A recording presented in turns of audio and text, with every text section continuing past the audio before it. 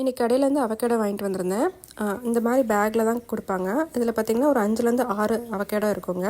பார்த்திங்கன்னா இந்த மாதிரி நல்ல பழுத்த பழமாக இருந்தால் மட்டும்தான் நம்மளால் யூஸ் பண்ண முடியும். ஸோ இது மாதிரி நல்லா இந்த மாதிரி அமைக்கி பார்த்திங்கன்னா தெரியும், கொஞ்சம் நல்லா லைட்டாக அமுங்கும். ஸோ இந்த ஸ்டேஜில் நம்ம யூஸ் பண்ணிக்கலாம். இன்றைக்கி நம்ம அவகேடோ யூஸ் பண்ணி ஒரு பிரெட் சாண்ட்விச், அதாவது ரொம்பவே சிம்பிளான ஒரு பிரெட் சாண்ட்விச் தான் பண்ண போகிறோம்.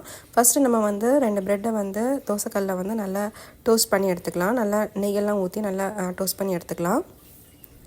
ஸோ இந்த மாதிரி நம்ம டோஸ்ட் பண்ணி எடுத்தாச்சு. ஸோ இப்போ அவகேடோவை நம்ம கட் பண்ணி எடுத்துக்கலாம். ஸோ அவகேடோ நல்லா பழுத்து இருக்கணும். ஸோ தோல் பார்த்திங்கன்னா இந்த மாதிரி கொஞ்சம் டார்க் க்ரீன் கலரில் இருக்கணும். ஸோ ஃப்ரெஷ்ஷாக இருக்கிற அவகேடோவில் பார்த்திங்கன்னா நல்லா க்ரீன் கலரில் இருக்கும். இப்போ நம்ம நல்லா பழுத்துருக்கறனால நம்மளுக்கு ஈஸியாக கட் ஆகி வரும். ஸோ இப்போ அந்த சீடை ஃபஸ்ட்டு ரிமூவ் பண்ணிக்கலாம்.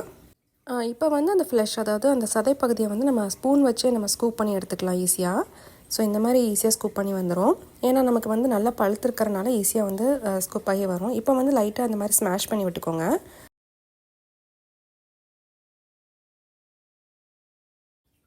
இப்போ இது கூட தேவையான அளவுக்கு சால்ட் இது கூட சேர்த்துக்கலாம். சேர்த்துட்டு இது நல்லா மிக்ஸ் பண்ணி விட்டுக்கோங்க. இப்போ பெப்பர் பொடியை நான் இந்த மாதிரி கிரைண்ட் பண்ணி எடுத்துருக்கேன். அதை இது கூட சேர்த்துக்கலாம். ஸோ பெப்பர் நல்லா இடித்து கூட சேர்த்துக்கலாம். நம்ம இது மாதிரி நல்லா மிக்ஸ் பண்ணி விட்டுக்கோங்க. ஸோ இப்போ இந்த டைமில் நம்ம ஏற்கனவே ப்ரெட்டை ரெடி பண்ணி வச்சுருக்கோம். அது கூட இதை நம்ம நடுவில் எடுத்துகிட்டு இந்த மாதிரி சாண்ட்விச் மாதிரி ரெடி பண்ணிடலாம். இது ரொம்பவே சிம்பிளான ரெசிபி. உங்களுக்கு தேவைன்னா நீங்கள் வெங்காயம், தக்காளிலாம் சாப் பண்ணி கூட நீங்கள் சேர்த்துக்கலாம். கூட லெமன் ஜூஸ் போட்டு கூட நீங்கள் சேர்த்துக்கலாம். ஸோ அவகேடோ ரொம்பவே ஒரு ஹெல்த்தியான ஒரு ஃப்ரூட் தாங்க.